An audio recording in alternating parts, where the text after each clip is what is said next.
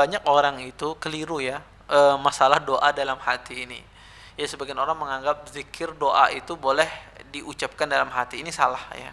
Di antara seorang berzikir dan berdoa ya harus diucapkan, lisannya bergerak, bukan dalam hati. Kalau dalam hati itu cuma renungan ya.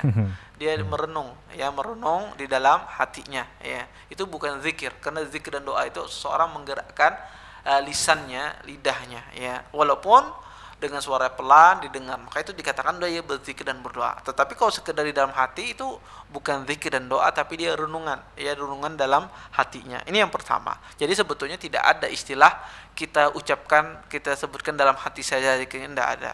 Namanya zikir ya disebutkan dan hati kita hadir ya, hati kita khusyuk ketika menyebutkan tersebut. Ini yang pertama.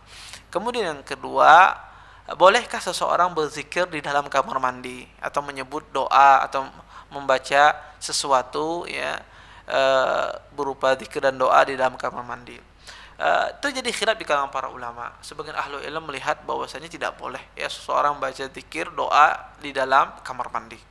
Sebagian ulama lain membolehkan, karena yang dilarang itu adalah ketika seorang berada di tempat klosetnya, ya di atas klosetnya, itulah yang dilarang kata para ulama.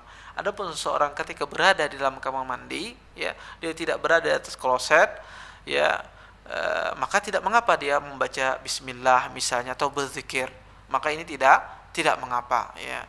Dan ini pendapat yang rajih insyaallah dalam masalah ini, bahwasanya tidak mengapa seseorang membaca Bismillah misalnya ketika kita di kamar mandi berwudu, ya pas ketika berwudu ya ingin baca Bismillah ya, ingin baca Bismillah sedangkan air wudunya berada di dalam kamar mandi. Biasanya sebagian orang kadang-kadang berwudu, ngambil wudunya dalam kamar mandi ya, nggak ada tempat khusus ya.